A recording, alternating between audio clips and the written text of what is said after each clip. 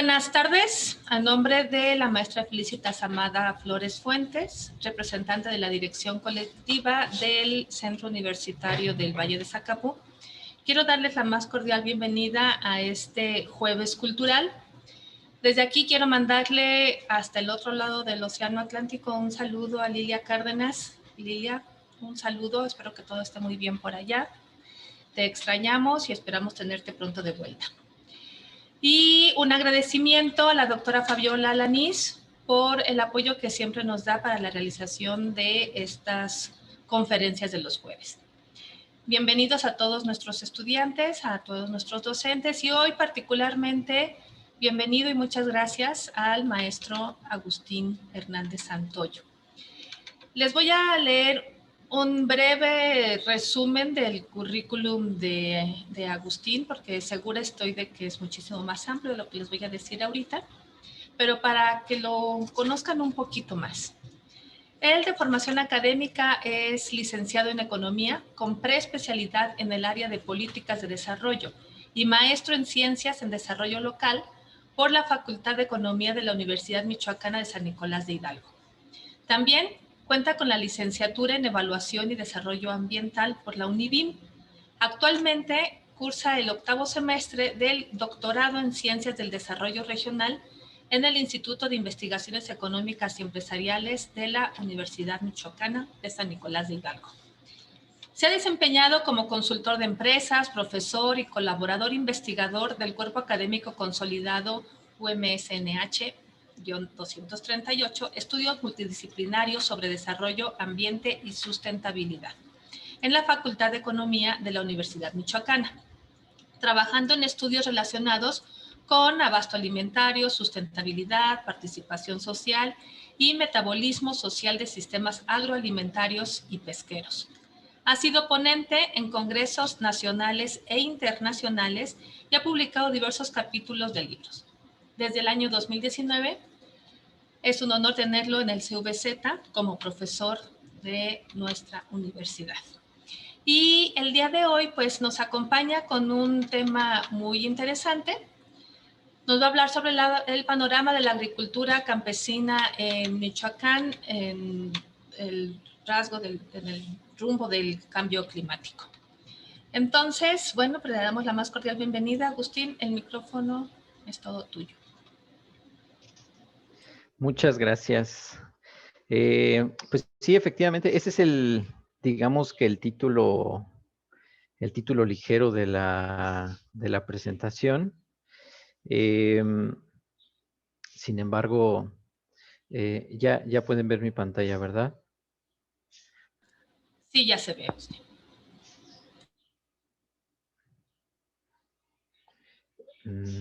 Sí, ya se ve. Ok. Bien. Sin embargo, quiero dejar claro que mucho de lo que voy a hablar efectivamente es agricultura campesina en el contexto del cambio climático, pero esto es parte de una investigación más amplia que he venido realizando en el doctorado, una investigación que tiene que ver con capacidades adaptativas de la agricultura campesina, el impacto que tiene esta actividad en el desarrollo regional en Michoacán, en el contexto del cambio climático y todo desde una perspectiva o analizado desde la producción de maíz de temporal. Entonces, digamos que un título más amplio es Agricultura Campesina y Desarrollo Regional en Michoacán en el contexto del cambio climático, análisis desde la producción de maíz de temporal. Esto, repito, es parte de una investigación que vengo realizando en el doctorado. Bien, la presentación la voy a realizar la voy a dividir en varias partes. Primero hay una introducción, un panorama general del problema, luego la forma en la que desde diferentes perspectivas entiendo la agricultura campesina o en la que le puedo integrar. Luego hablaré del contexto nacional y cuál es el panorama en Michoacán y algunos comentarios finales muy breves. Ese será el recorrido que haremos en esta presentación. Y bien, primero pues mencionar que que se tiene estimado que para fin de siglo la población del planeta llegue a cerca de 10,000 millones de habitantes. Entonces, son estimaciones en las que nos hacen pensar que son 10,000 millones de personas dentro de un planeta finito que necesitan alimentarse, que necesitarán agua y que necesitarán satisfacer sus necesidades ilimitadas con recursos limitados. A quien he tenido oportunidad de dar clases de economía sabrá que esa es una definición de la economía, cómo satisfacer las necesidades ilimitadas con recursos finitos. La Tierra es un recurso finito, tiene recursos finitos, pero nuestras necesidades son ilimitadas y así lo siguen siendo. Entonces, tenemos ahí un gran reto. Y tenemos un problema adicional que actualmente, en la manera en cómo venimos produciendo los alimentos, provoca provoca la pérdida de cerca del 60% de la biodiversidad. Bueno, pues debido a las múltiples causas, ¿no? La deforestación, pero la producción de monocultivos a gran escala, el desplazamiento y la desaparición de ecosistemas completos, que traen efectos muy graves. Entonces, la población está creciendo y la forma en la que estamos produciendo los alimentos está acabando los recursos. Entonces, somos una especie de serpiente que se está comiendo la cola. Ese es uno de ese es el problema central. Eso es lo que me lleva a pensar, bueno, entonces el reto está en rescatar o en identificar cuáles son las formas de producción de alimentos que son respetuosas con la capacidad regenerativa de la tierra, es decir, que van a sus ritmos. Y bueno, una de esas formas de producción de alimentos que pudiéramos llamar sustentable es la agricultura campesina. Agricultura que, bueno, nosotros la conocemos como agricultura campesina, en otros lados agricultura de pequeña escala o también agricultura familiar. Es una agricultura que históricamente y todavía estudios recientes demuestran que tiene la capacidad de alimentar al 70% de la población mundial, aunque pues esta información conviene que no se sepa, porque conviene que se crea que el mundo carece de alimento y que hay hambruna, pues sí. También no hay que perder de vista que cerca del 60% de los alimentos que se producen en el mundo se tiran, porque es preferible tirarlos antes que regalarlos, porque para qué regalarlos si se vuelve la gente ociosa y una cadena de barbaridades que inventa el ser humano contra el propio ser humano. Entonces, los pequeños agricultores familiares tienen la capacidad y la han tenido de alimentar al mundo. Y actualmente lo hacen en condiciones climáticas cada vez más severas. Condiciones climáticas que identificamos en términos de percepción y con alguna evidencia estadística. Sin embargo, esta evidencia sigue siendo poco sólida para convencer a los tomadores de decisiones, porque sigue el debate sobre el tema del cambio climático muy fuerte. Lo hacen en condiciones climáticas cada vez más severas, pero además en un contexto de globalización. En un contexto de globalización que busca o que entre sus resultados está la homogeneización de los alimentos.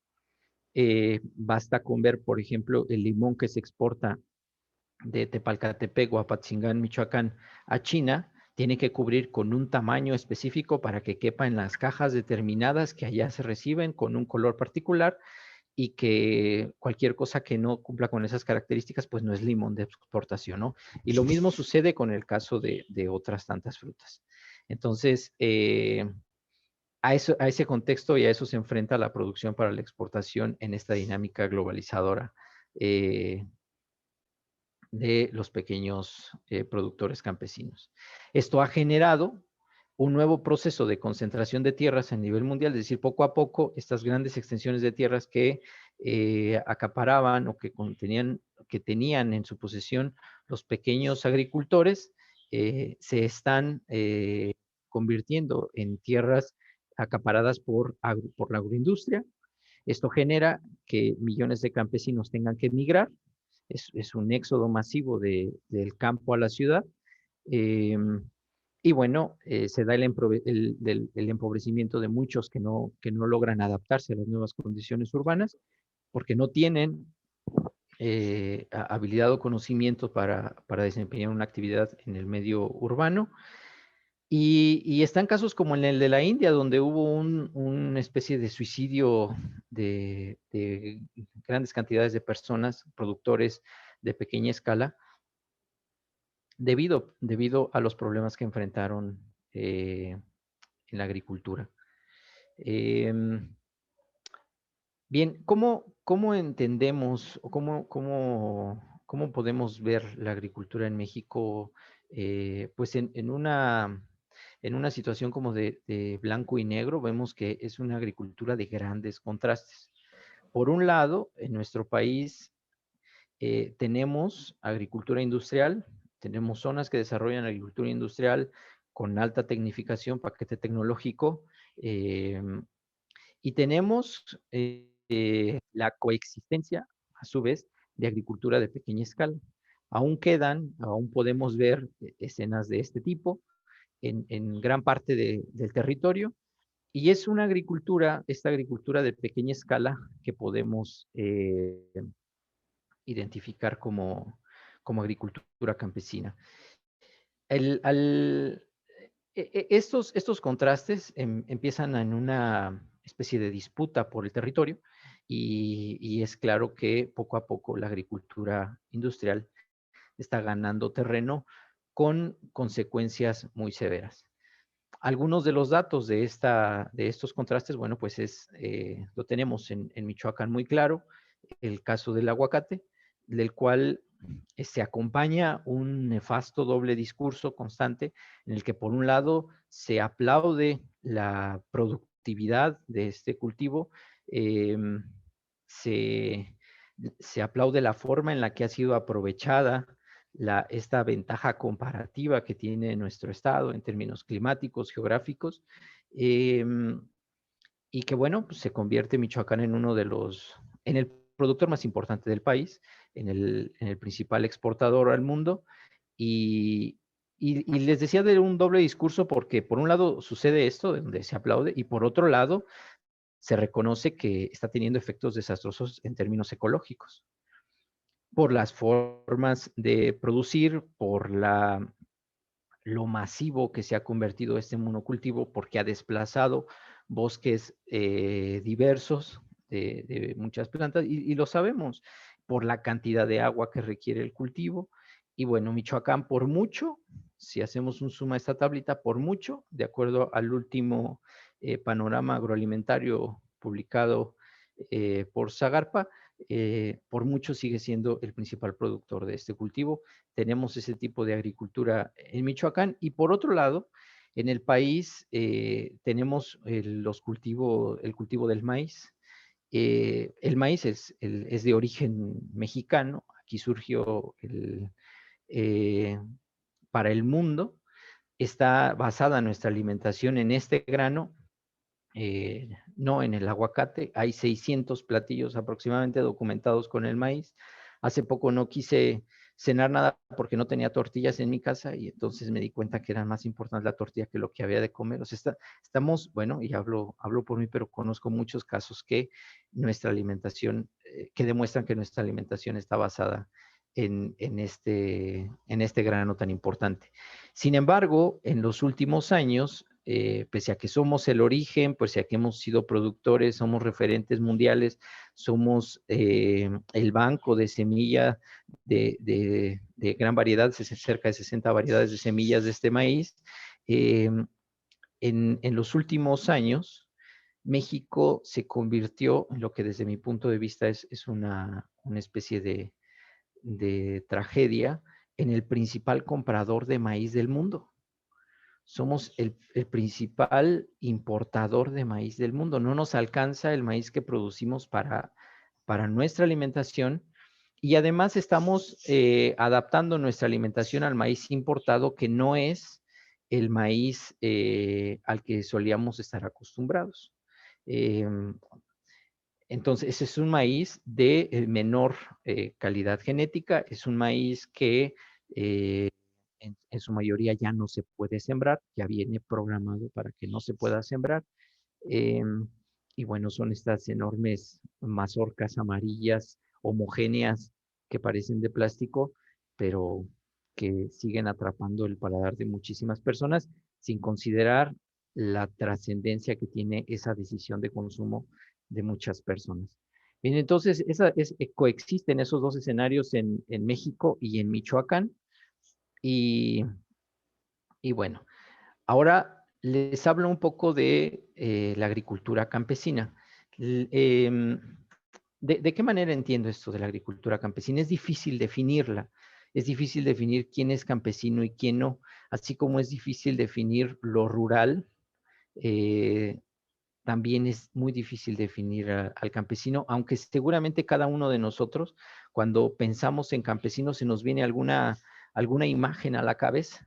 Entonces, bueno, para tratarnos de acercar un poquito a describir y luego podernos acercar a analizar, pues entender que el sector campesino eh, son comunidades agrícolas que se caracterizan, entre otras cosas, por tener como principal insumo su fuerza de trabajo, es decir, su mano de obra, o como algunos autores lo llaman, su acceso a la familia, donde la producción depende en gran medida del clima, con productos que regularmente no son reconocidos en el mercado, como por ejemplo los quelites o las verdolagas, y que enfrentan precios sumamente bajos.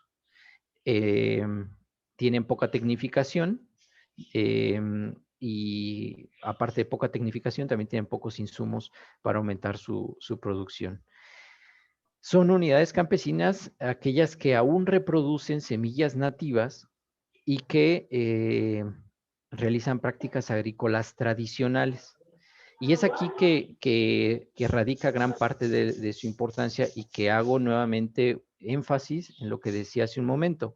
O sea, si tenemos el problema de que la población del mundo está creciendo y que la forma en la que actualmente se producen los alimentos es nociva para nuestro entorno ecológico y que tenemos que buscar o rescatar aquellas prácticas que no lo son tanto, pues una de esas prácticas, repito, es la agricultura campesina.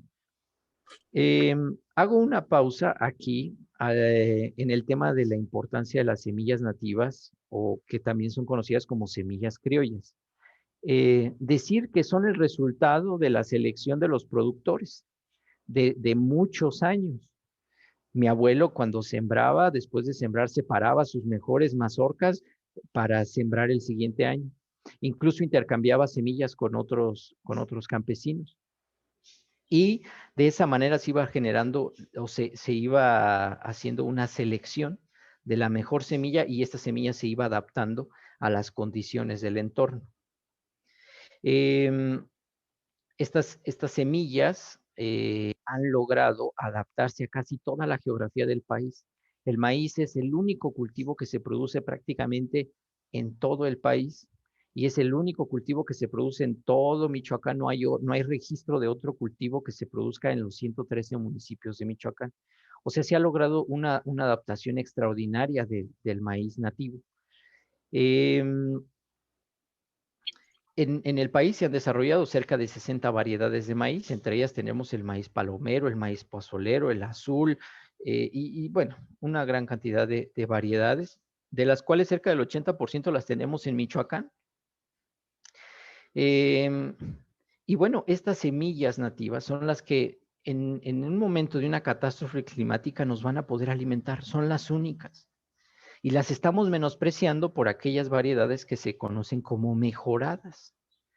Y es que el maíz, en una de sus virtudes, lleva el castigo. El maíz se reproduce mediante algo que se conoce como polinización cruzada, es decir, de la espiga del maíz cae el polen que germina el filamento de las mazorcas y entonces cuando hay una selección de un campesino y junto a él está otra selección de otro campesino, otra parcela, y llega el viento, hace una polinización cruzada y se genera una variedad más fuerte genéticamente de maíz. Y esto ha permitido, bueno, conocer esto ha permitido que algunas empresas se dediquen a tratar de mejorar, con unas enormes comillas, las semillas. Y eso, bueno, en el plano más primitivo de la selección empresarial. O sea, hoy día se hace trabajo genético de laboratorio muy fuerte. Pero entonces, esa virtud que tiene el maíz de la polinización cruzada, creo yo que es el origen de su mayor condena, es decir, de tratar de mejorarlo en términos estéticos, más allá de alimentarios, en términos productivistas, más allá de la fuerza genética. Em, y bueno, vale la pena decir que las comunidades que reproducen las semillas nativas pues, se convierten en bancos de semillas para el mundo. Sin embargo, cada vez son presionadas por este contexto climático y político del que les he hablado y que me seguiré mencionando más adelante para que dejen de hacerlo. Y es tan importante esto que quiero recomendarles un documental que habla sobre algo que se conoce como la bóveda del fin del mundo, una bóveda de semillas nativas que se ha recolectado alrededor del mundo y que está en Noruega, a varios metros bajo el hielo y que están guardando las semillas. ¿Para qué es un proyecto tan ambicioso? Parece algo apocalíptico. Pues sí, alguien lo está previendo. Pero no hay mejor forma, desde mi punto de vista, de crear un banco de semillas que la reproducción misma de las semillas a tenerlas guardadas en una bóveda, porque quién sabe qué países tendrán cuenta en ese banco de semillas. Y eso ya excluye a gran parte de la población del mundo. Entonces es ahí, desde mi punto de vista, donde radica la importancia de voltear a ver la agricultura campesina, que sigue siendo y que es una alternativa para este contexto eh, caótico en el que estamos viviendo. Seguir hablando de productores campesinos, bueno, se trata de productores motivados por el valor de uso, con mano de obra familiar o comunitaria como principal recurso, de bajo impacto ecológico y de múltiples funciones sociales, ecológicas, culturales y económicas. La reproducción de la actividad campesina es una actividad multifuncional. No solamente por esto que les comentaba de conservar las semillas nativas, porque incluso tiene efectos en la generación de conciencia de las nuevas generaciones de lo que implica producir un alimento. Muchas de las personas no estamos dispuestos a pagar determinada cantidad por ese alimento porque no tenemos ni idea de lo que implica producirlo. Entonces, el hecho de que una familia lleve a sus hijos a trabajar al campo, como todavía se realiza en algunos lugares, trae un poco de esperanza de pensar que esa nueva generación tendrá una conciencia de mayor valoración para esta actividad o para la producción de estos alimentos. Y como ya lo he dicho, en el caso de México, en el contexto nacional, esta actividad ha enfrentado, desde mi punto de vista, dos fenómenos fuertísimos. Por un lado, lo que se conoce como políticas de ajuste estructural y por otro lado, el tema del clima, del cambio climático. Respecto a las políticas de ajuste estructural, hablar que es un paquete de medidas que fue eh, impuesto o recomendado, como dicen algunos, recomendado con unas enormes condiciones a los gobiernos de Latinoamérica, y México no fue la excepción, a partir de un hecho conocido como el Consenso de Washington, y bueno, nuestros gobiernos de principios de la década de los 80 las asumieron como recetas y a la fecha se siguen aceptando. Una de esas políticas de ajuste estructural o una de esas recomendaciones fue la apertura comercial. Y la apertura comercial, bueno, decir que México es el país con más tratados comerciales en el mundo, es decir, es el país que es más abierto al mundo y no precisamente es el más desarrollado, tiene su carta fuerte en el Tratado de Libre Comercio, bueno, que podrán bautizarlo de diferentes maneras, pero en esencia sigue siendo un tratado de comercio entre Canadá, Estados Unidos y México, un tratado que históricamente, bueno, desde su fundación ha sido desventajoso para nuestro país y bueno, este tratado, entre otras cosas, ha puesto a competir como de igual a igual un grano de maíz mexicano, una de semilla nativa, con un grano de maíz amarillo producido con la agroindustria gringa, de igual a igual en términos de precio, y esto le ha pegado durísimo a los productores nacionales y ha hecho que se desvirtúe la producción, que las condiciones económicas de los productores se deterioren y que ya no sea atractivo producir y que se migre y que gane terreno cada vez más hasta el punto en el que estamos ahora de ser el país de mayor importación de maíz en el mundo. Y decir, por el otro lado, el cambio climático que se tiene que hablar con mucho cuidado porque en términos científicos se necesita evidencia de esto que estoy diciendo. Se necesita que haya, que en el territorio del que estamos hablando exista una tendencia demostrada de que el clima está cambiando en esa región de la que hablamos. Y bueno, al final de la charla, ojalá alguien me lo pregunte qué condiciones están pasando respecto al clima en Michoacán, porque pues ese ha sido como el gran reto, poder demostrar o encontrar la evidencia en Michoacán. Pero bueno, es algo que percibimos y es algo que los productores están enfrentando de manera muy desventajosa. Como parte de este tema de las políticas de ajuste estructural y de particularmente de la firma del Tratado de Libre Comercio, pues simplemente recordar cuál era el discurso en esa época. Por ejemplo, del señor Herminio Blanco, quien era el coordinador o el encargado de las negociaciones del tratado, tenía un discurso muy simplista, ¿no? Pero muy influenciado por un área de la economía que se conoce como economía clásica y que decía que bueno, economía clásica y luego economía neoclásica y luego economía neoliberal, que decía que el mejor proyecto de país es no tener proyecto de país y dejar que el mercado moldee el mejor México posible. Eso lo decía ante la firma porque se iba a liberalizar la economía y al liberalizarla pues era no tener proyecto. Y bueno, algunos de los resultados de esa lógica que se dieron en el tema de la producción de alimentos es que se perdieron 4.9 millones de empleos de la agricultura familiar, 6 millones de habitantes emigraron inmediatamente del sector rural al sector urbano y fue la migración masiva de personas del campo en México, en Michoacán, a los Estados Unidos. El PIB agropecuario pasó del 5% al 1.5% y México se convirtió en el tercer importador mundial de alimentos y el primer importador mundial de maíz. Son algunas de los resultados de este discurso simplista de pues no hay que tener, lo que hay que hacer es que no hay que hacer nada. Bueno, pues ahí están. Eh, y bueno, he hablado bastante del maíz y la charla hablaba de agricultura campesina. Bueno, aquí explico por qué. Porque hablar de agricultura campesina y hablar de productores de maíz de temporal es hablar de, eh, para fines de mi investigación, de la misma cosa. Y es porque las características de los productores de maíz de temporal y las características teóricas que definen al campesinado tienen varios puntos en común. Y dentro de esos puntos en común, aquí los enlisto. Pues que se trata de agricultura de subsistencia, agricultura principalmente para autoconsumo, se tiene un bajo ingreso por persona en el sector que se dedica a esto, son extensiones pequeñas de tierra, las que tienen las unidades productoras campesinas. Los productores realizan actividades paralelas para subsistir o realizar cultivos de traspatio, recolección de bienes naturales, como en el caso de campesinos que viven cerca de bosques donde extraen resina, eh, o consumir quelites y verdolagas, cosas que ofrece la tierra en determinada época, o frutillas silvestres.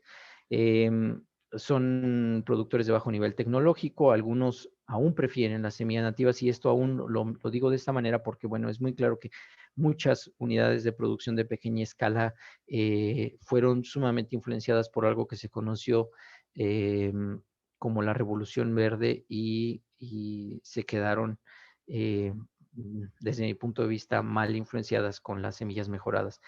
Pero bueno, otra de las características es que existe todavía la reproducción de esta técnica extraordinaria, ecológica y altamente sustentable del policultivo conocido como milpa. La milpa, este sistema de policultivo donde, bueno, en muchos lugares siembran el maíz acompañado de frijol, acompañado de calabaza, acompañado de chile en algunos casos, o de sandía incluso en la zona de tierra caliente.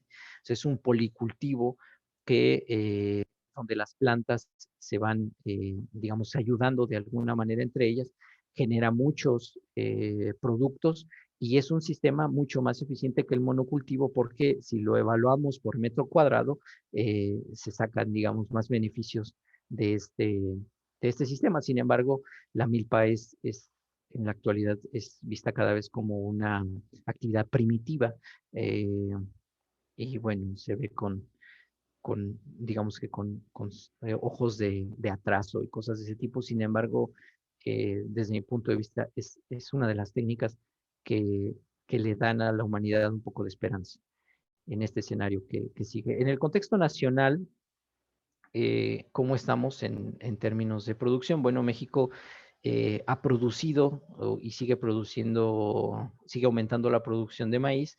eh, y bueno, tiene una tasa de crecimiento de 2,65% de la producción, es decir, una tasa de crecimiento positiva. Sin embargo, pese a que somos el quinto productor mundial, quinto o séptimo productor mundial de maíz en el mundo y el cuarto de acuerdo a la superficie que le dedicamos a la producción de este cultivo, pues no nos alcanza. No nos alcanza porque curiosamente el tratado se firma en el 94 y en el 95, a partir del año 95, nuestra balanza comercial es negativa. Es decir, nuestras importaciones son mayores que las exportaciones. Es más lo que compramos que lo que vendemos a partir de 1995. Entonces es algo de lo que de cómo nos da el panorama nacional si pensamos que el maíz es un indicador de agricultura campesina o de reproducción de agricultura campesina, es un indicador del deterioro de esta actividad. Y lo mismo sucede si pensamos en cómo se ha comportado la población, cuál ha sido el cambio de población urbana a lo rural. Pues en México es muy clara la tendencia. El sector rural, eh, de acuerdo a, ya que decía que era difícil definirlo, de acuerdo a cómo lo define el INEGI en comunidades de cerca de 2.500 habitantes, que tiene muchos según esa definición. Sin embargo, bueno, es lo que tenemos como datos. Pues es claro que la población se ha disminuido. em, eh, a datos de cerca de 5,5 o alrededor de 6 millones de personas, del cual el 56% se pueden considerar agricultores y el 44% trabajadores agrícolas, y de estos la mayoría se encuentra en los estados de Michoacán, Oaxaca, Chiapas, Guerrero, Puebla y Veracruz. Entonces, nuevamente figura nuestro estado en términos de existencia de agricultura campesina y de reproducción de la actividad de la agricultura campesina, por lo menos en estos datos a nivel nacional. Y bien, el comportamiento de la producción de nuestro estado ha sido muy similar al comportamiento de la producción del país. Tiene, digamos que la misma tendencia. Michoacán es uno de los estados que mayor cantidad de maíz produce a nivel nacional. Y aquí lo que hago es solamente un comparativo donde pongo en la misma escala la producción nacional y la producción en Michoacán para poder ver, eh, digamos que el comportamiento de ambos. Eh,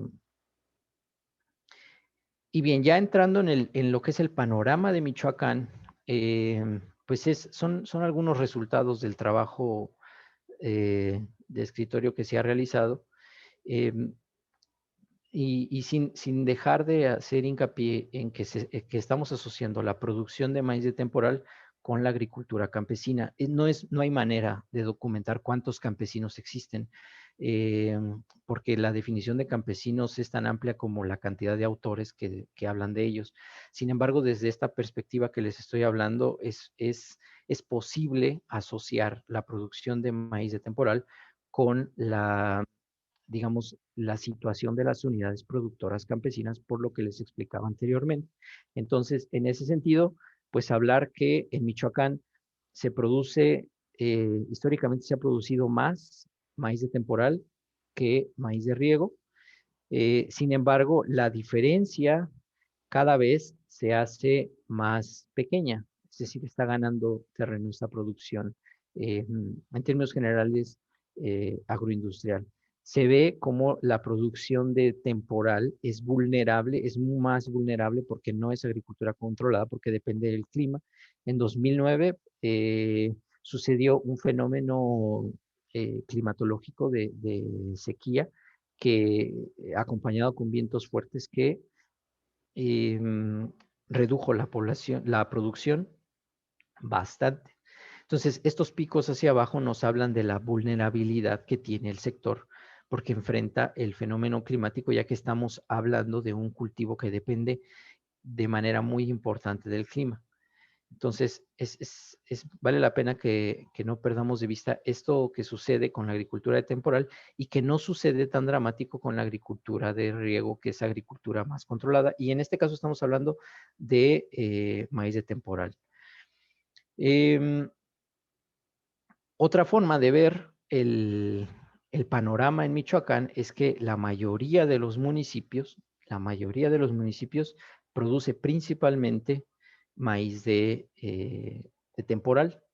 Eh, entonces, esto nos habla de la importancia de este sector también en términos económicos en el caso de Michoacán. Están muy claras las zonas de riego, la zona de la ciénega de Chapala, acá pues también la ciénega de Zacapu y el norte de Michoacán y parte de el valle de Apatzingán, ¿no? Pero, pero bueno, son regiones que, bueno, no hay que menospreciar, pero en su mayoría en el estado, eh, el principal cultivo es el maíz de temporal. Y, y en todos los municipios se produce este cultivo. Y por lo tanto hay agricultura campesina desde esta perspectiva. Otra fotografía, digamos, u otro acercamiento a la situación de la agricultura campesina desde la perspectiva de la producción de maíz de temporal es la producción.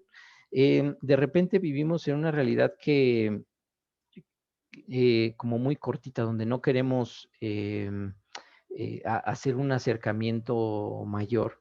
Pero bueno, este municipio que tengo señalado aquí es el municipio que más produce en términos de volumen de maíz de temporal. Eh, no quiero decir que sea en el que más campesinos hay, pero es el que más maíz de temporal produce. Pues es Morelia. Y mucha gente se sorprende, órale, pues si Morelia, que es una ciudad y que pues no, Morelia tiene una zona rural muy importante. Una zona rural que se acompaña con Tarímbaro, con Álvaro Obregón, y que de alguna manera siguen subsistiendo productores campesinos en lo que se conoce como el periurbano y las tenencias de Morelia. Y también hago hincapié en Morelia porque justo cuando realizaba parte de este trabajo de investigación, lo inicié hace algunos años con la tesis de maestría, me daba cuenta que en la dependencia de desarrollo rural del municipio, dentro de su misión, redactada con letras grandes en sus oficinas y en su página de internet, decía que estaba eh, hacer la transición de las semillas nativas a las semillas mejoradas. Esa era su objetivo, que esa administración municipal en su área de desarrollo rural desapareciera las semillas nativas, lo cual es una barbaridad en este sentido en el que les estoy hablando, una barbaridad. Sin embargo, se aprovechan de los productores cuando les muestran rendimientos muy altos, les financian una parte del paquete tecnológico y los hacen que se endeuden con otra. Y una cosa que pues atenta completamente contra el tema del ecosistema y de la producción sustentable de alimentos en el mundo. Pero bueno, pues también tenemos a Zacapu, que tiene uno de los municipios que alta producción, algunas regiones de la Ciénega de Chapala y de Oriente, de Tierra Caliente, Tuzantla, eh, que tienen también niveles altos de producción en términos de volumen. Y tenemos, por otro lado, otro acercamiento revisando o mapeando el rendimiento por hectárea, en dónde rinde más. Los rendimientos en realidad del maíz de temporal van de cerca de las 6 toneladas por hectárea, que ya es bastante para México, a una tonelada, escasa una tonelada por hectárea y en ocasiones menos. Sin embargo, bueno, son rendimientos promedios, los que la mayoría tiene rendimientos bajos y en la zona de la ciénega de Chapala, tienen los rendimientos más altos de este cultivo. Aquí influyen muchos factores, el tipo de tierra, el tipo de terreno, y alguien podrá decir, pues el tipo de semilla. Sí, desafortunadamente eso no lo podemos saber con un acercamiento de este tipo, tendríamos que hacer un acercamiento a campo. Pero bueno, es una realidad que existen diferentes rendimientos. Este ya nos empieza a hablar de algo, de que por qué algunos de maíz de temporal les rinde más que otros y pudiéramos explicarlo con este sentido. Sin embargo, la prueba del ácido en este estudio, y quizá el mapa más importante, es el que les muestro a continuación. En este mapa hago la estimación de algo que en estadística se conoce como coeficiente de variación. Y el coeficiente de variación nos indica qué tanto varía determinado dato, en este caso el rendimiento, qué tanto varía de un año a otro. Eh, la producción, recuerdan esa gráfica donde les mostraba el maíz de temporal y el maíz de riego en Michoacán, donde se veían dos picos hacia abajo en el maíz de temporal. Bueno, pues eso es variación. Entonces, lo que quiero demostrar con esto es que entre más variación exista, es más vulnerable el municipio en términos de producción de maíz de temporal. Los más oscuros son los que más variación presentan y por lo tanto, desde esta perspectiva, los más vulnerables, con toda la prudencia que esto merece. Sin embargo, ese es el objetivo de este análisis. Eso nos dice también que entonces hay productores que están sembrando maíz de temporal y que tienen poca variación. Entonces, así sea que produzcan poco, pero tengan poca variación, o produzcan mucho y tengan poca variación, ese es el mismo grado de importancia. Eh, entonces, podemos ver que hay municipios que presentan muy poca variación. La variación está en términos de porcentaje, de alrededor del 6% del año 2003 al 2017, que son estos datos. Entonces, hay municipios que tienen una variación de entre el 30 y el 60%, es decir, un año pueden producir una tonelada y al año siguiente ya no estarían produciendo o estarían produciendo 400 kilos. Eso, repito, nos habla de la vulnerabilidad que enfrenta la agricultura campesina, pero también nos ayuda a acercarnos a comprobar la hipótesis. Hay productores que se están adaptando de mejor manera a, a las condiciones del cambio climático, que se están adaptando de mejor manera al embate político, pero también al cambio climático, ya que son los productores que siembran temporal y que varía poco su producción. Es ahí un reto importante, averiguar dónde están y qué están haciendo eh, para, bueno, pues promover, digamos, de alguna manera esas prácticas, averiguar qué pasa, hacer un acercamiento más profundo que, que es parte del trabajo que estoy haciendo. Y bueno, otra prueba que hice fue tomar este mapa, que es de un artículo publicado en 2019 de Montiel, unos investigadores aquí en la UNAM, en el Instituto de Geografía, y que calculan un indicador que se conoce como el indicador de longitud de periodo de crecimiento, es decir, cuántos meses del año tiene determinada región para meses que tienen las condiciones de humedad y temperatura aptas para la agricultura. Es decir, estas zonas, estos manchones más marrones, digamos que son 3 meses, indican que solamente en 3 meses del año hay condiciones aptas para la agricultura de temporal en esos manchones. Y existen estos otros, esta zona seca, que bueno, es la zona de tierra caliente, el Valle de Apatzingán, donde podemos ver que es de 4 meses, de todas maneras se sigue catalogando como seco. Luego están las zonas un poco más azules, de 5 meses, que ya en el año existen 5 meses con condiciones óptimas para producir agricultura temporal. Los más oscuros, que ya o son estos manchones de 5 a 6 meses, ya se consideran zonas húmedas, y el hiperhúmedo, que solamente hay en una parte del estado y que, bueno, pues es el Pico de Tancítaro, es la zona más alta, que seguramente dejará de serlo pronto porque está invadido cada vez más, pese a ser área natural protegida, pues de aguacate. Y bueno, este estudio de longitud de periodo de crecimiento me permitió, digamos, empotrar el mapa de coeficiente de variación. Y en el mapa de coeficiente, ya empotrando, le puse números para no perdernos tanto. los que tienen un 5 son los de mayor variación y los que tienen un 1 son los de menor variación. Es decir, los que tienen un 5 son los más vulnerables, los que tienen un 1 son los menos vulnerables.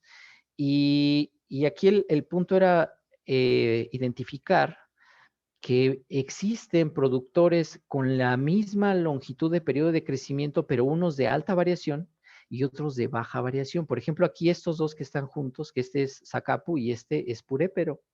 Tienen, en Zacapu hay una zona húmeda, eh, pero bueno, la mayor parte del municipio tiene este mismo color, igual que Purépero, pero en Zacapu los productores de temporal son altamente vulnerables a diferencia de los de Purépero. Algo está pasando, algo están haciendo en un lado o en otro, o quizá la información está levantada de una manera que no nos permite tener resultados, digamos, más confiables. Es aquí donde está el reto de hacer el acercamiento a campo, pero repito, con este diagnóstico pudiéramos plantear de manera hipotética eso. Productores con mismas condiciones climáticas muy cercanos geográficamente están teniendo rendimientos muy diferentes. Algo están haciendo unos y eso algo que están haciendo se le conoce, repito, como capacidades adaptativas. El reto de esto está en rastrear esas capacidades adaptativas que que se están dando en unos lugares para promoverlas, para buscar llevarlas a otro lugar, para buscar que se contagien en otros lugares, para ver qué programas están funcionando o la manera en cómo los están apropiando en determinados lugares y por qué ahí sí y en otros no. Ese es el gran reto de la identificación de las capacidades adaptativas en el contexto del cambio climático eh, de la agricultura campesina.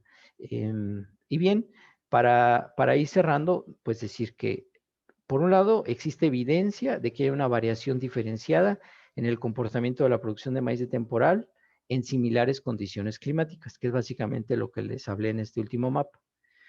Esto permite plantear de manera hipotética que las variaciones se encuentran influenciadas por el desarrollo de capacidades adaptativas de las comunidades campesinas, es decir, comunidades productoras de maíz de temporal. Y que, bueno, un nuevo objetivo, un nuevo reto es identificar qué es lo que determina eso, qué es lo que determina esas capacidades adaptativas. Eh, y bueno, respecto al tema del clima para esta investigación, eh, he tenido que trabajar con 18 estaciones meteorológicas. Datos de 18 estaciones meteorológicas, algunas con más años, otras con menos años, pero todas tienen más de 25 años, todas con las que he trabajado. Algunas son desde cerca de 1930 a 2015, para que nos demos una idea. Son muchos datos analizando de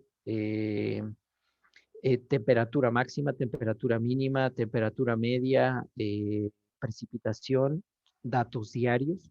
Y a partir de la revisión que he estado haciendo de esas estaciones meteorológicas, puedo decir que en Michoacán y por lo menos en la región de estas 18 estaciones meteorológicas, que en esta región que se conoce como la región Cuitzeo, que es en la que he estado trabajando, es en la que he estado tratando de hacer este acercamiento a la identificación de las capacidades adaptativas, pues hay evidencia de tendencia de cambio climático. Pero además hay evidencia diferenciada, es decir, hay lugares que se están calentando y otros que se están enfriando. Hay lugares que todos los meses del año su temperatura máxima cada vez es mayor y su temperatura mínima cada vez es menos mínima, digamos. O sea, ya no baja tanto la temperatura. Hay lugares muy claros donde está lloviendo menos, por ejemplo, la ribera del lago de Cuitzeo, está lloviendo menos. Sinapecuaro o la estación meteorológica de Sinapecuaro es la que refleja datos quizá más dramáticos. Morelia muestra cómo se está calentando el municipio. Eh, no es un hecho fortuito. Esto que les hablo son tendencias de cambio climático. Es, digamos, que una evidencia que se tiene que generar eh, para también hablar de que los productores de esta región se están enfrentando al cambio climático. Otros estudios demuestran estudios similares a lo que estoy haciendo, pero en otras regiones del estado que está sucediendo lo mismo. En Tierra Caliente se ha estimado una reducción de la cantidad de lluvia en los próximos años del 10%, el incremento de la temperatura. Entonces, ese mapa de la longitud de periodo de crecimiento seguramente se irá modificando, donde las zonas se irán haciendo cada vez más secas. El panorama es muy complicado en ese sentido, al que se están enfrentando los productores campesinos y, bueno, nosotros como sociedad que, que lo estamos provocando. Y bueno, pues de mi parte es todo. Muchas gracias. Pues muchas gracias, Agustín. Nos has dejado con el alma en un hilo, creo, a todos. Mientras escriben sus preguntas o levantan su manita para preguntar en vivo, con lo que ustedes prefieran, voy a leer una serie de mensajes que te ha mandado Erandi Gutiérrez a través del Facebook. Son varios. Entonces te los voy a leer y ya si quieres al final lo comentas y las contestas las preguntas que te ha hecho, por favor. Okay. Primero, bueno, te saluda, que excelente, y que te saluda desde el corazón de la ciénega de Zacapu. Y que dice que lo campesino es cuando hay producción de autoconsumo, es decir, no producen... Amor, estoy en una Zoom. Espérame. Permíteme, perdón. Lo campesino es cuando hay producción de autoconsumo, es decir, no produce necesariamente para el mercado. Dice que adicional es producción familiar, mano de obra familiar, selección de semillas ancestrales para elaborar gastronomía propia. Dice en otro mensaje que llamaríamos, perdón, voy a quitar los lentes porque si no, no veo bien. Llamaríamos la multifuncionalidad de la agricultura campesina, que implica social, ambiental, económico, cultural, espiritual. Pregunta, desde tu experiencia, ¿qué políticas públicas a escala local o regional se tendrían que ejecutar para que la agricultura campesina sobreviva?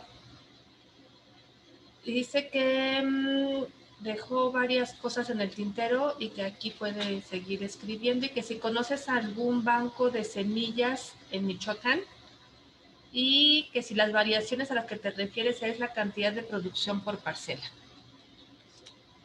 Esos son los comentarios y preguntas de Erandi.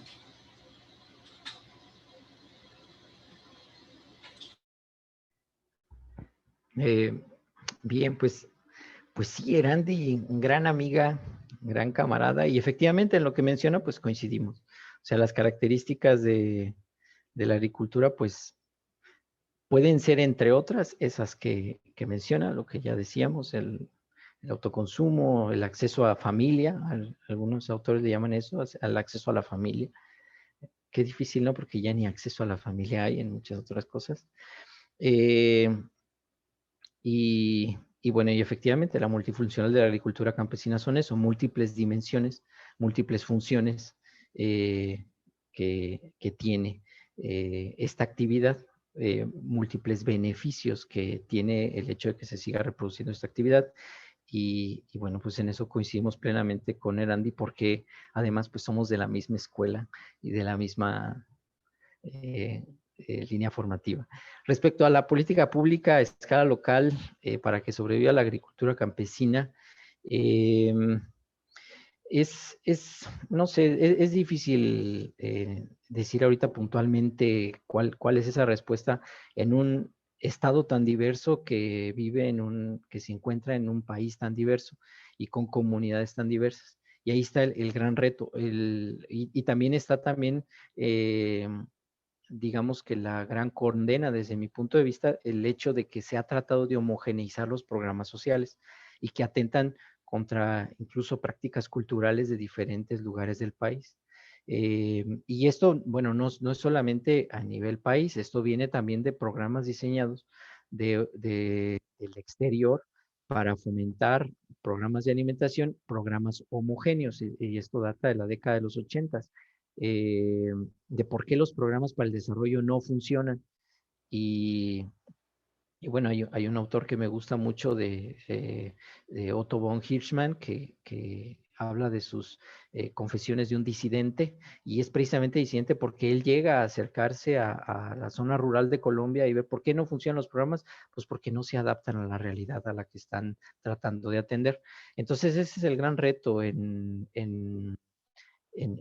nuestro país también, poder focalizar esfuerzos de acuerdo a las características de los territorios. Por ejemplo, hay comunidades que tienen una alta capacidad de organización, que tienen algo que se conoce como la gobernanza justa, que son estas instituciones locales formales e informales que les permiten llevar una mejor dinámica, de una mejor gestión de sus recursos, pero hay comunidades que se dedican a la misma actividad productiva donde también hay campesinos, pero no tienen esto otro trabajado. Entonces no podemos llegar a diseñar un programa de fomento a la agricultura en una comunidad que tiene mucha fortaleza en términos de gobernanza, y igual en uno que no la tiene. O sea, habría que desarrollarlo primero. Entonces, quizá me quedo como en ese limbo de los datos muy en lo alto. Desde mi punto de vista, se requieren esfuerzos, por muy ambicioso que suene, particulares. O sea, unidades particulares que diagnostiquen la realidad de las comunidades para poder ejecutar programas. Ahora, ya lo decía, hay comunidades que están haciendo algo y no necesariamente se tiene que implementar un programa, a lo mejor se pueden considerar como ejemplo o tomar algunos elementos para diseñar. De hecho, ese es como mi reto actualmente, de poder identificar cuáles son esos elementos que les están ayudando a algunas comunidades que están logrando desarrollar capacidades adaptativas, cuáles son esos elementos, eh, y poderlos desglosar en términos de cuáles provienen de una política pública y cómo los han aprovechado, cuáles provienen de la gestión local, y a partir de ahí poder pensar en un diseño más amplio que no pierda de vista eh, digamos, este potencial local. Eh, y bueno, eso por el lado de las acciones de política pública. Respecto a lo del banco de semillas, hay comunidades consideradas bancos de semillas. Y, bueno, pues la meseta purépecha es una de ellas. Bueno, perdón, es una de ellas, es una región. em, Puedo hablar de Nurío, por ejemplo, una comunidad de cerca de 5,000 habitantes que tiene su feria de la mazorca, una feria de la mazorca donde los productores exhiben sus mejores mazorcas, y que los políticos les hacen publicidad con una mazorca amarilla, así como comercial de Kellogg's. Pero bueno, ellos exhiben sus diferentes maíces, sus formas, artesanías, sus alimentos, como el atole de caña, por ejemplo, que es delicioso. Pero también hay otros lugares. Bueno, esa comunidad, por la actividad, y en términos académicos no formales, porque creo que no hay formalidad en ese sentido, es considerado un banco de semillas, porque la está reproduciendo. Igual acá en comunidades de la Ribera del Lago de Pátzcuaro hay comunidades que siguen reproduciendo las semillas nativas, y ya no es la comunidad entera, ya son algunos productores que trabajan estas semillas. Entonces, bueno, son los lugares, son más bien las regiones dentro del estado, la Ribera del Lago de Pátzcuaro y la meseta purépecha, donde están como más identificados estas variedades de semillas nativas, y por lo tanto de bancos, que pueden ser consideradas bancos de semillas in situ, es decir, semillas que se están reproduciendo en el lugar y que se sigue reproduciendo en términos culturales, y como lo que ya mencionas en términos de producción de alimentos, eh, con ese valor cultural y espiritual, claro, que es una de las dimensiones del desarrollo también. Entonces, de eso es lo que puedo decir al respecto, y esto da para una plática pues mucho más larga. Gracias, Erandi, por los comentarios y la pregunta. Aquí en el chat tenemos dos mensajes de Mayra Sena. Dice, en relación al cambio climático, ¿cuál es tu opinión de apostar por cultivos perennes del maíz para hacer frente a las consecuencias de este cambio climático? Y desde los escritorios se escriben muy bien las estrategias para el desarrollo, pero al enfrentarnos a la realidad vemos que lo escrito no es adaptado y terminan fracasando las estrategias. Eh, pues sí, hola Mayra. Bueno, voy a centrarme en el segundo punto ahorita de inicio. Porque efectivamente desde los escritorios escribimos muchas cosas y seguramente habrá muchas tesis guardadas que tienen respuestas valiosísimas. Em, y yo no digo necesariamente que terminan fracasando las estrategias. Desde mi punto de vista, vamos a tiempos distintos. Vamos en una velocidad generando conocimiento y en otra velocidad aplicando el conocimiento. No sé si pudiera haber una medida de años, seguramente sería algo interesante ver con qué distancia se retoman las cosas, porque esto de lo que yo hablo tampoco es nada novedoso. Mucha de la literatura, particularmente la literatura de la agricultura campesina, es de finales de los años 70. Ya la literatura ya asociada al problema del clima, en mi experiencia particular, es de los años 90, ya alrededor de los 94, del año 94, 95, que ya venían asociando el tema de la apertura comercial con el clima y que, bueno, en ese momento era, hoy tiene un gran rigor, da mucho peso, tiene muchos argumentos, pero recién la estamos retomando. Recién se está hablando apenas de la suspensión del glifosato y de eso ya se hablaba hace muchos años. O sea, ese debate ya existe y apenas se están tomando medidas. Entonces yo no lo quisiera ver como un fracaso, lo veo desde mi punto de vista más bien como una dinámica sincrónica. Vamos eh, a diferentes tiempos y son tiempos muy separados, muy lejanos. Yo creo que lo peor que nos pudiera pasar también sería dejar de producir conocimiento y decir, ya con lo que ya está, ya lo hacemos, porque la realidad es cambiante. Eh, y este comentario también lo asocio con el tema de qué es lo que está aportando la ciencia a resolver los problemas reales, porque también me enfrento a ese, digamos, ese dilema personal. Es qué tanto aporto escribiendo, investigando esto y qué tanto aporto realmente afuera en el campo.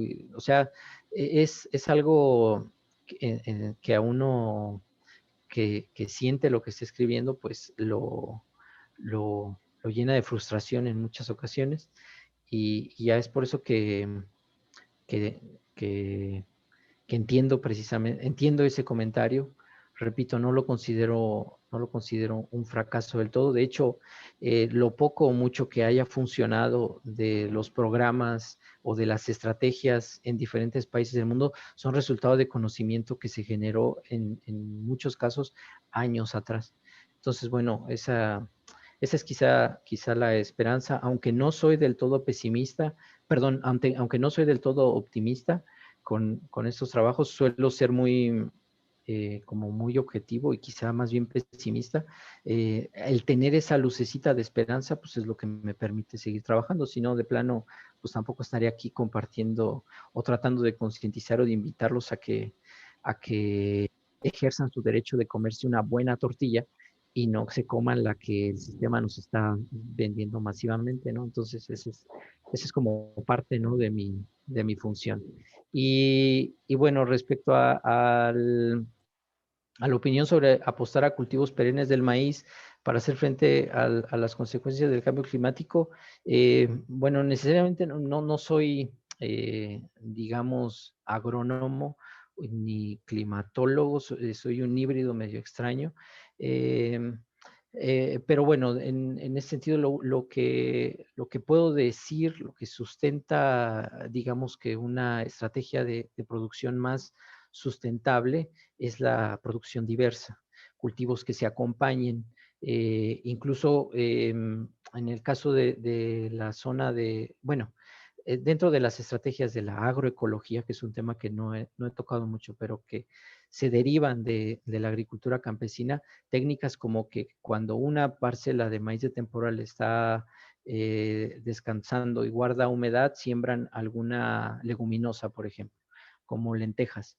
Y bueno, se cosecha la lenteja y se queda ahí en el suelo una gran cantidad de nitrógeno fijado, y eso ayuda a aumentar la producción, y eso ayuda, ¿no?, a mejorar las condiciones de producción, y el reproducir esta forma de producción contribuye de alguna manera a enfrentar el cambio climático. Digo, se tiene que enfrentar desde muchísimos frentes. Lo que puedo decir es que los monocultivos son nocivos. En la escala en la que estamos llevando, pues son nocivos. El acompañamiento, desde mi punto de vista, y con mucha prudencia lo digo, en este caso de cultivos perennes, puede contribuir, pero también habrá que ver y definir qué tipo de cultivos serían los que acompañan. Muy bien, nos mandó en privado Carla alguna de desarrollo regional.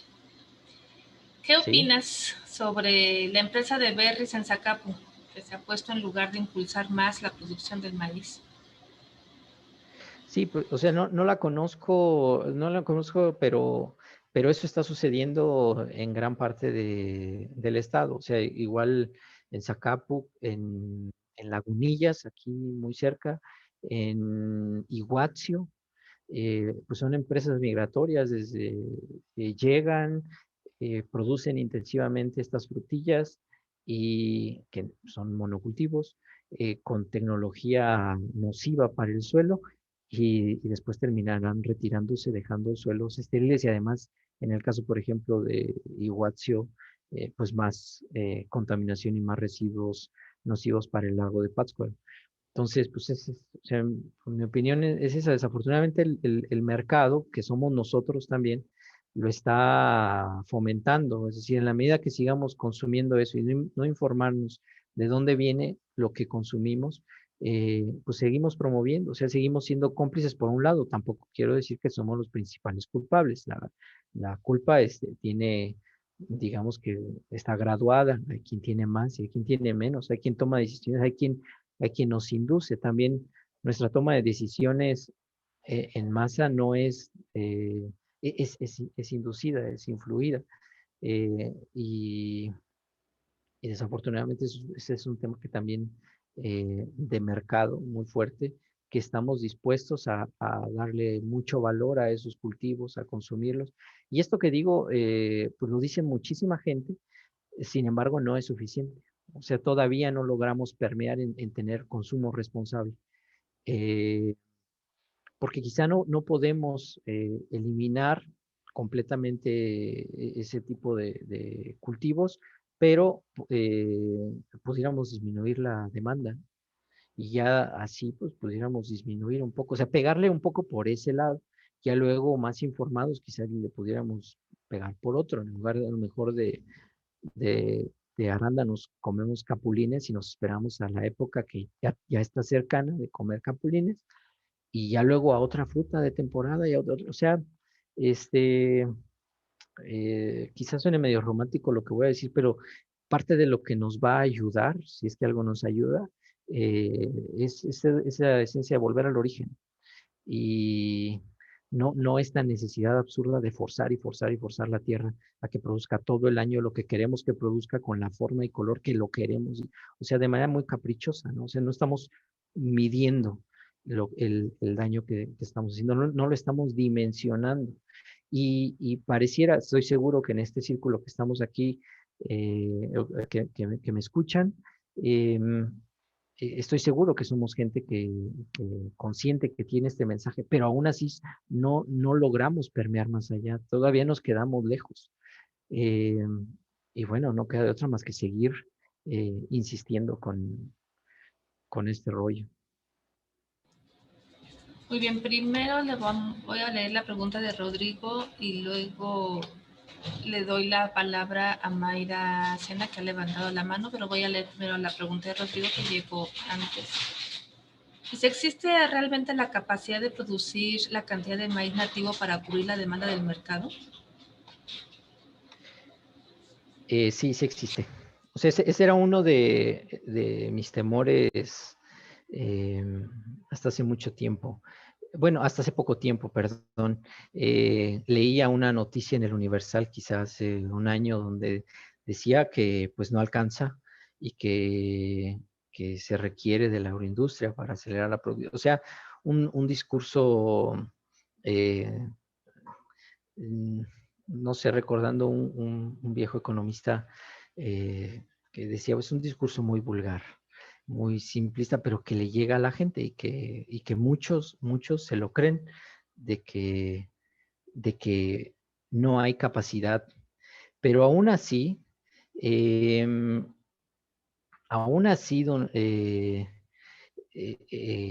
donde los campesinos han sido despojados de sus tierras, donde en un contexto en el que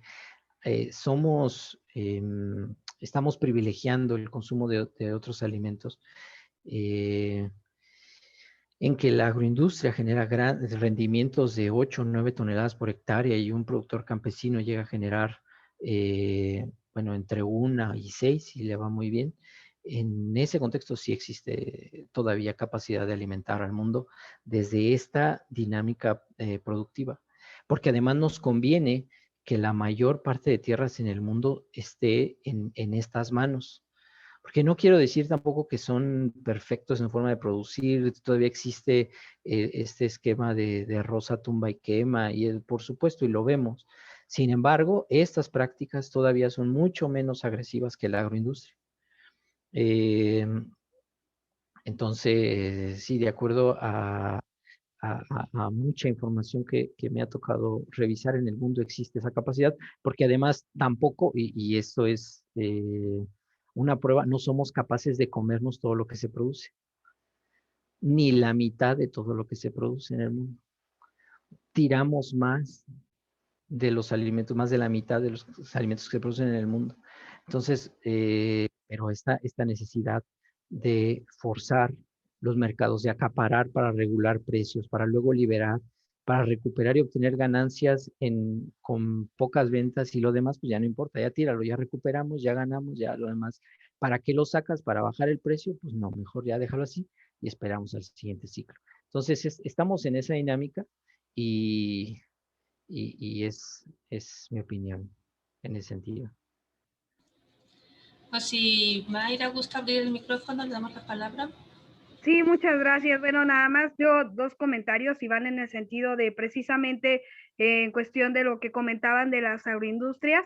Pues aquí en Zacapu principalmente creo que pues podemos ver que si bien como comenta Sacín, es también el consumo que tenemos nosotros, pero no es al 100%. Creo que el consumo nacional en este caso las famosas berries, no es tanto el impacto de que esté llegando, más bien el impacto viene dando porque son de exportación. Estamos siendo el quinto país a nivel mundial de exportación de berries.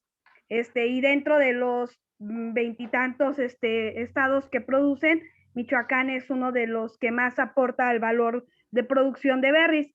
Entonces, en este sentido, es porque está dedicada completamente a la exportación, porque pues aquí producimos, mientras que en Canadá y en Estados Unidos no pueden producir, entonces llenamos esos huecos y viene toda esta parte de la exportación. Ese es un sentido que pues creo yo también que tiene mucho que ver con cómo hemos venido, se ha venido devastando el maíz en cuanto a precio. ¿Por qué en cuanto a precio? Actualmente, pues haciendo alguna investigación y saliendo a campo, hay aquí mismo en la Ciénaga de Zacapu personas que dicen, bueno, es que a mí por 1 hectárea mi rendimiento al año es de maíz es de 800 pesos. Y si llega la agroindustria y me dice que me va a rentar por 30,000 pesos, pues obviamente me voy a ir a que me renten, ¿no? Y la voy a rentar porque pues voy a ganar más. Aunque obviamente queda devastado porque hay algunos estudios que dicen que después de haber cultivado berries, pues tardas alrededor de 7 años en lograr recuperar ese suelo. Eso por un lado. Por otro lado, pues sí es que tenemos seguridad alimentaria todavía en el mundo, simplemente que pues viene esta parte de querer que dependamos de las grandes potencias, ¿no? Al no poder Estados Unidos, pues contra Japón, contra los europeos, pues obviamente, pues tiene que venir con los países desarrollados que están en vías de desarrollo, perdón, para poder hacerlos dependientes, y pues ahí es donde está. Seguridad alimentaria hay a nivel mundial. La cosa es que pues quieren que sigamos dependiendo de ellos. Y pues agradecer tus respuestas a lo que puse ahí en el chat. Tuve algunos problemas de conexión y no escuché al 100%, pero pues te agradezco y ojalá podamos coincidir en un futuro. Claro que sí. Pero ya que Mayra toca ese tema de la seguridad alimentaria, también eso, bueno, por un lado estoy es completamente de acuerdo, ¿no? Con lo que ella menciona, y efectivamente el hecho de que estemos produciendo para la exportación es parte de ese contexto globalizador, que es resultado de medidas, de lo que ya hablaba, de medidas que se imponen desde, bueno, desde organismos ajenos o externos a una realidad que no corresponde, a productores que no corresponde, y eso acompañado bueno, de la discriminación, de la presión económica, pues nos vamos por eso. Y es quizá lo mismo que sucede con el mercado de las drogas. Y bueno, y por otro lado, esto que comenta Mayra de que seguridad alimentaria en el mundo hay, por supuesto que seguridad alimentaria sí, pero ese concepto de seguridad alimentaria es un poco perverso, porque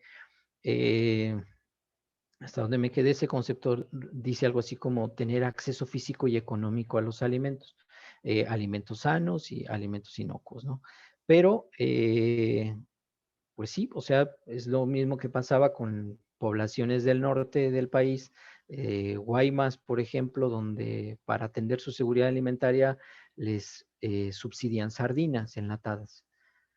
Cuando son poblaciones que viven a la orilla del mar y que pueden salir a pescar y encontrar camarones más grandes que mi mano y les llevan sardinas. O sea, culturalmente eso no está, o le llevan soya, por ejemplo. Uy, no, pues, pues sí tienen para comer, pero no quieren comerse la soya. Entonces, sí, seguridad alimentaria la tenemos, pero descuidamos la parte cultural, el poder cultural de los alimentos. O sea, en términos culturales, ¿en qué se basa nuestra alimentación? Y si no digamos, si la logramos conservar y reproducir, estamos en una situación menos vulnerable en términos alimentarios.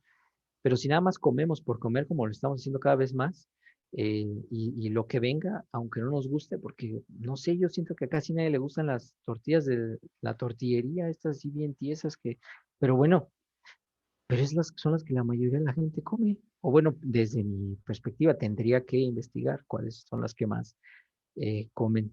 Eh, entonces, seguridad alimentaria sí la hay, eh, pero porque tenemos acceso físico y económico a los alimentos, pero eso no lo es todo. No, creo que no podemos basarnos únicamente en eso. Nuevamente, muchas gracias, Mayra, por los comentarios. Erandi en Facebook dice soberanía alimentaria en lugar de seguridad alimentaria. Por supuesto. Te digo que estamos de la misma escuela, pero... Después te voy a mandar por privado un mensaje que te manda que creo que es más adecuado mandártelo porque hay más información. Ok. Pregunta Demetrio Sosa si para fines estadísticos toda agricultura campesina se considera de temporal. Solamente para el caso del estudio que les presenté, porque tratar de documentar la agricultura campesina no hay, o sea, como pueden existir diferentes definiciones, no hay datos sobre eso. INEGI no nos apoya, dicen, a ver, vamos a clasificar quién es campesino y quién no, y creo que es mejor que no lo hagan, por lo menos no todavía. Entonces, no, simplemente para fines de mi trabajo es que encontré que productores de maíz de temporal, en un par de estudios que se realizan en Yucatán y en el centro del país, definen las características del productor de maíz de temporal. Y en la literatura que define, o la literatura que me ayuda a mí teóricamente, en términos de la definición de agricultura campesina, existen muchos elementos en común entre el productor de maíz de temporal y el agricultor campesino. Y es por eso que para poder diagnosticar la situación de la agricultura campesina, usé la situación de la producción de maíz de temporal. Es por eso. Fue para fines de este estudio y fue por eso que se usó. Pero no hay estadística, por lo menos nacional, en ese sentido. Por Facebook te mandan felicitaciones a Ana María Guerrero. Oye. Y creo que el ingeniero Sosa va a hablar.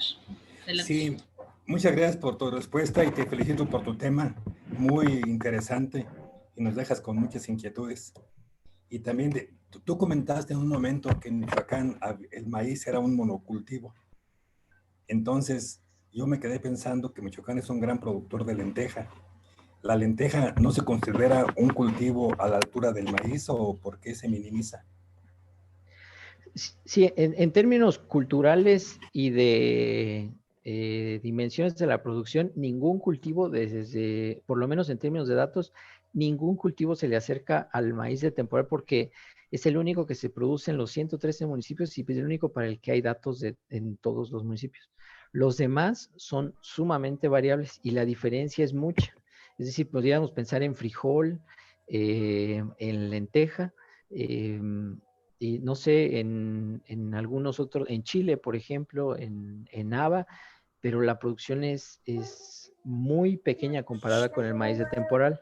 Entonces, no, el maíz en la agroindustria, en Michoacán y en cualquier parte del país es monocultivo, pero el maíz que todavía se produce bajo la lógica campesina, y si bien nos va bajo la dinámica de la milpa, no es monocultivo, es precisamente lo que nos ayuda, es ese maíz que se acompaña de otros cultivos, como lo decía, de calabaza, de frijol, de chile o decía de sandía en la zona de tierra caliente.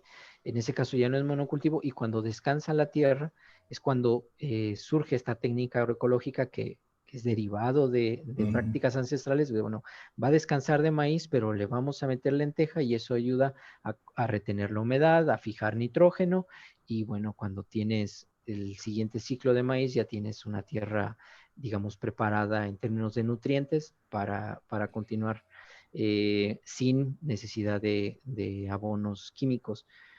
Es eso, entonces no, ningún cultivo en términos de datos, de acuerdo a lo que he revisado, se le acerca al maíz de temporal. Y bueno, estos datos que yo les presento son de la fuente del Sistema de Información Agroalimentaria y Pesquera, el SIAP de Zagarpa. Entonces, pueden tener muchos asegúnes, pero bueno, como dicen por ahí, es lo que hay y es con lo que hay que trabajar, ¿no? Muy bien, muchas gracias. Gracias. Oye, otro dato que me dejó un poquito inquieto. Tú comentaste que la pequeña agricultura generaba 70% de los alimentos del mundo. Sí. Y en los países desarrollados, pues es una agroindustria muy grande, casi asistida por computadora. Y tienen tractores y hasta robots, etcétera. Aún así, 70% la producen los pequeños agricultores a nivel mundial. Ese Sí. dato se me quedó así resonando. Sí, porque aún así, todavía los pequeños agricultores tienen en su poder la mayor cantidad de tierras. Y estamos en ese proceso de despojo. En México lo hemos vivido con la reforma agraria. Y lo estamos viviendo, se está viviendo en diferentes partes del mundo, por ejemplo, en la India, en China, en Sudamérica, en México, este proceso de despojo, pero aún así, incluso en Estados Unidos le llaman agricultura de pequeña finca y también hay una alta, digamos, producción de alimentos de estos productores de pequeña finca, de estos productores que se diversifican, y que tienen prácticas menos agresivas con el entorno natural. Pero repito, si consideramos que en el mercado principalmente están los alimentos derivados de la agroindustria antes que los de la agricultura campesina o de pequeña escala, pues pareciera que no es así. De hecho, gran parte de los productores, hay que decirlo, los productores campesinos o de pequeña finca, como saben que los precios del mercado no les ayudan, prefieren conservarlo para autoconsumo. O sea, digamos que es su prioridad el autoconsumo, pero hay productores excedentarios, hay productores que producen más, que incluso en un año su producción les puede durar para un año y que todavía les puede alcanzar para vender un poco. Pues ese poco prefieren no venderlo porque sale más caro llevarlo al mercado que lo que le puedan dar, y entonces ya se le da otro uso para alimentar Ok. animales o algo así. Pero bueno, es porque no tiene ese alimento que se produce a pequeña escala, no llega al mercado igual que llega el alimento de la agroindustria. Ok. Muchas gracias, Agustín. No, pues a usted. Muy interesante. Frida Ramos, voy a leer primero el de Frida, que está aquí en privado, después voy a leer otro que llegó por WhatsApp y después leo el de Eli. Eli, no vayas a creer que te estoy olvidando. Gracias por la plática, el de Frida. Mi comentario es, los productores de temporal y que continúan con la recolección de semillas nativas cada vez se preocupan más por su venta. ¿Qué estrategia considera más apta para la venta de semillas nativas? Pues me inspiro en una experiencia que existe aquí en Michoacán que se llama la Red City, que es derivado de estudios en la zona purépecha lacustre. Pues se han dado cuenta que lo que genera mayor valor agregado en el maíz es la venta de tortillas. Hay otros bienes, masa simplemente y digamos masa cruda o ya en gorditas o algún otro platillo. Pero la tortilla es el alimento que genera mayor valor agregado. Y entonces la estrategia en este caso es la vinculación entre diferentes productores que generan esta semilla con las personas que regularmente son mujeres que elaboran la tortilla y poder comercializarla en conjunto. Red City lo está haciendo. Entonces, si uno compra un kilo de tortilla, una docena, no se vende por kilo, una docena de tortillas con ellos, la envoltura, digamos, el papel en el que viene envuelta viene con un sello que dice la persona que elaboró la tortilla, esa persona está vinculada con alguien que produce este maíz de semilla nativa, cuándo lo elaboró y en qué comunidad. Y entonces eso de alguna manera da algo de garantía, pero ¿de dónde viene eso que estamos comprando? Y que le estamos ayudando a comercializar el producto a esta gente, porque vender el maíz nativo así eh, solo creo yo que es un gran reto. O sea, creo que lo mejor es eliminar la mayor cantidad de intermediarios en este proceso y la vinculación necesaria entre el que produce, que en ocasiones no es el mismo o la misma persona que hace las tortillas, y luego comercializarlo. Y hablo solo de tortillas, puede haber otros productos que derivados del maíz, pero desde mi punto de vista y basado en esta experiencia, creo que es la mejor forma. La transformación en ese bien que nos representa muy bien como mexicanos en cualquier parte del mundo y que además es extraordinario. Sí, delicioso, como comeríamos en tortillas. Uh-huh. Ana María Guerrero dice si existe alguna ley regulatoria que evite la excesiva contaminación del suelo y que posteriormente evita que quede estéril, sobre todo a empresas extranjeras. No sé puntualmente, la verdad es que puntualmente desconozco. Tenemos en México la LEGEPA, la Ley General de Equilibrio Ecológico y Protección al Ambiente. En esa ley vienen, digamos que desde mi punto de vista son recomendaciones, porque digamos que no hay castigos, y si hay castigos al exceso de contaminación, y ese exceso de contaminación se determina derivado de un estudio de impacto ambiental, la solución es una multa que nunca terminara por reparar el daño hecho en el suelo. Entonces, sí tenemos reglamentaciones bien laxas en México. Ese es, digamos, que el reglamento general en términos legales de nuestro país, repito, la LEGEPA, y ahí vienen como que todas sus derivaciones. Entonces, antes de aprobar digamos que una producción de este tipo se hace una evaluación y para tramitar los permisos, pero pero bueno, tenemos una legislación muy laxa en ese sentido porque prácticamente todo se aprueba. De hecho, el desmonte, el cambio de uso de suelo, que se dice que recientemente en esta época de incendios se decía por decreto del gobernador que no se iba a autorizar cambio de uso de suelo, pero sabemos que de cualquier forma muchos de los incendios son provocados para forzar ese cambio de uso de suelo, para argumentar que ya no hay flora y fauna que cumpla funciones ecológicas en determinada zona y entonces autorizar el cambio de uso de suelo a producciones agrícolas. Entonces, lo sabemos, eso existe y de eso somos, digamos que también víctimas, ¿no? Víctimas de nosotros mismos, en este caso, de que son personas quienes diseñan estas leyes. Y lo mismo sucede con los agroquímicos, que siguen en debate qué tan tóxicos pueden llegar a ser o no, o qué tan pues sí, ¿qué tanto llegan a afectar la salud o incluso en el caso de los alimentos transgénicos, que todavía existe esa disputa entre si hacen daño a la salud o no? Pues desde mi punto de vista hay otro tema antes, sino es el impacto en términos de afectaciones a los productores cuando ponen a competir un producto transgénico con un producto que tiene una fortaleza genética superior. Y decir, en el caso de los agrotóxicos, hay mucha evidencia desde mi punto de vista en que cada vez más en nuestro país, en nuestros hogares, tenemos un conocido o un familiar enfermo de cáncer.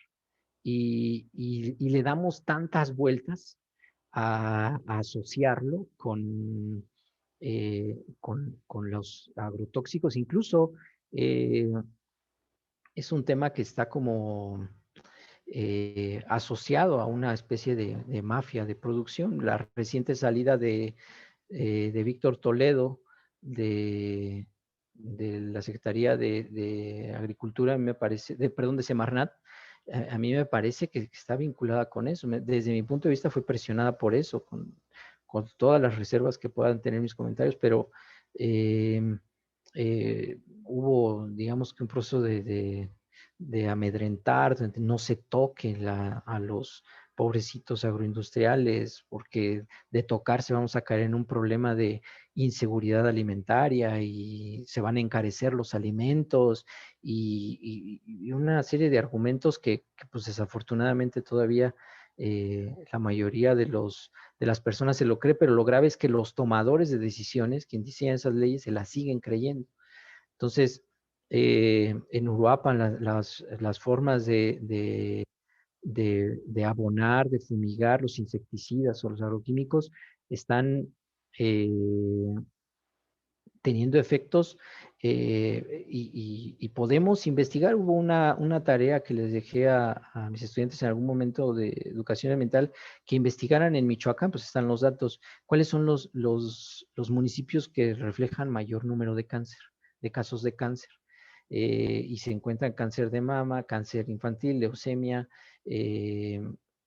desde mi punto de vista, esta es hipótesis personal, en los municipios que tienen mayor agroindustria, en los municipios aledaños a Uruapan y en el oriente de Michoacán, Zitácuaro, Marabatío, y bueno, estos datos los podemos comprobar, pero las leyes siguen diciendo que pues como los agrotóxicos no son eso, no son tóxicos, pues siguen aprobándose más plantaciones de este tipo y no los seguimos comiendo. No, pues ya quedamos más asustados. ¿Qué te puedo decir? Elizabeth, pues sí, yo sé.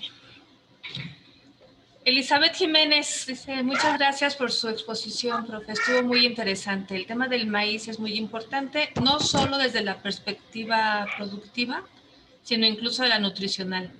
Mi abuelo se dedicó toda su vida al cultivo del maíz y siempre dijo que las mejoras en el campo serían diferentes si al gobierno le interesara apoyar más al campesino.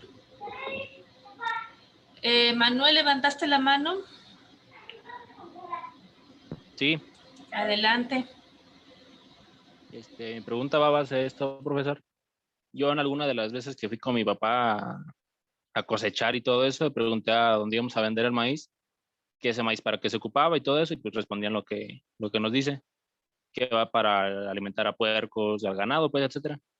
Entonces mi pregunta va a base de esto: ¿qué técnicas o qué manera puede haber para que ese maíz natural, que no tenga ningún químico ni nada, esté al nivel o competición para, entre comillas, pues al nivel? Porque pues, yo prefiero las tortillas hechas a mano, que veo a la señora que va al molino a hacerlas y que sean más ricas, pero que hay técnicos, hay maneras en las que estén al nivel de lo que sepa es artificial, no porque sea mejor lo artificial, sino para que les llegue pues por ese lado.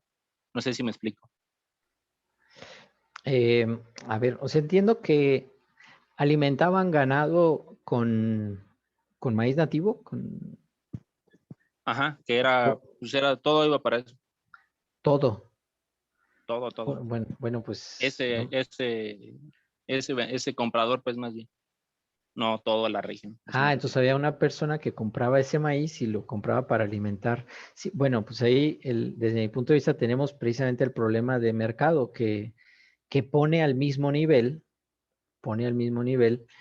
una semilla que tiene genéticamente mayor valor con las semillas que son importadas. Las semillas importadas que son producidas por agroindustria altamente tecnificada a muy bajo precio llegan al país y, y nosotros sin diferenciarlo lo consumimos. Entonces, es decir, los vemos igual eh, y no podemos pagar igual una docena de tortillas de maíz nativo con una docena de tortillas de este maíz modificado genéticamente o producido con estos esquemas. Eh, por muchas razones, por el tema que ya se ha mencionado aquí, el tema cultural, el tema nutricional, incluso de proceso, el tema de la economía local. Sin embargo, sí lo hacemos. Sin embargo, lo estamos haciendo. Hay otros sectores de la economía donde se han hecho, creo yo, mayores esfuerzos por diferenciar productos. Por ejemplo, en el café. O sea, quienes bebemos café, pues es que no quiero hacerle el comercial a esta marca que empieza con N y que nos domina también desde muchos lados, pero no podemos compararlo con café orgánico o con café que tiene mayor fortaleza. Los esfuerzos de los cafetaleros, creo yo, de las organizaciones de café en el país en general, creo que están teniendo mayor impacto y desde mi punto de vista son un ejemplo de lo que se debería hacer. El maíz nativo debería de venderse como un producto diferenciado, no es lo mismo que el maíz importado. Y en la medida que como consumidores aprendamos a diferenciarlo y como productores aprendamos a venderlo y se encuentre como esa organización local o al interior del país, pudiéramos apoyar, empezar a discriminar qué producto eh, tiene que ser más barato y debe ser más barato y no estoy dispuesto a pagar más por él y por qué producto estoy dispuesto a pagar más por él. Entonces, en este caso, Alejandro, creo que tendría que ser por ahí desde mi punto de vista, o sea, diferenciar la semilla. No es lo mismo, ¿no? Y eso es algo que nos pegó duro y que le pegó durísimo al sector, que desde la apertura comercial, eh, el maíz se comparó bajo su precio porque se comparó tal cual con el importado como si fueran la misma cosa y no lo son y están lejos de serlo. De hecho, pudiéramos considerar que comer una tortilla que es resultado del trabajo de una persona que de manera artesanal, que se nixtamalizó, que se generó esta masa deliciosa y se coció hasta en un comal de barro, pudiéramos pensar que es un alimento gourmet y estamos Pensar y lejos de, darle un valor agregado más allá de igualarlo. pero a nivel de reconocimiento, sí, y probablemente de protección, porque hay productos que están protegidos por las leyes como estas denominaciones de origen, eh, que en Michoacán, si no me equivoco, no sé si exista otra, pero tenemos la del tequila. Michoacán comparte denominación de origen con el tequila, con la charanda, con el mezcal, curiosamente estas bebidas o que tienen alto mercado y el queso cotija. Me parece que son las 4 denominaciones de origen que hay en Michoacán. Son protecciones de alguna manera que diferencian esos productos. Entonces creo que algo pudiéramos rescatar de ese esquema quizá para poderlo implementar. Y esto ahorita que lo estamos hablando, es que se me está ocurriendo, pues, pero pueden ser mecanismos. Pero de inicio, antes de pensar en una denominación de origen, creo que es como productor, consumidor e incluso importador, reconocer que estamos hablando de productos diferenciados, no son la misma cosa. Eso te puedo decir, Alejandro. Muy bien, creo que ya no hay más preguntas. Si nadie levanta su manita, ni en Face, ni en WhatsApp, ni aquí. Muy bien. Pues, Agustín, queremos darte las gracias. Gracias por todo el apoyo, todo el tiempo y particularmente hoy. De verdad, muchísimas gracias. Pues gracias por invitarme. Y bueno, pues ya sabes que tú eres siempre muy bien recibido. Siempre, siempre, siempre. Y aquí estará siempre este espacio para el día que tú quieras decir otra vez y adelante, con mucho gusto.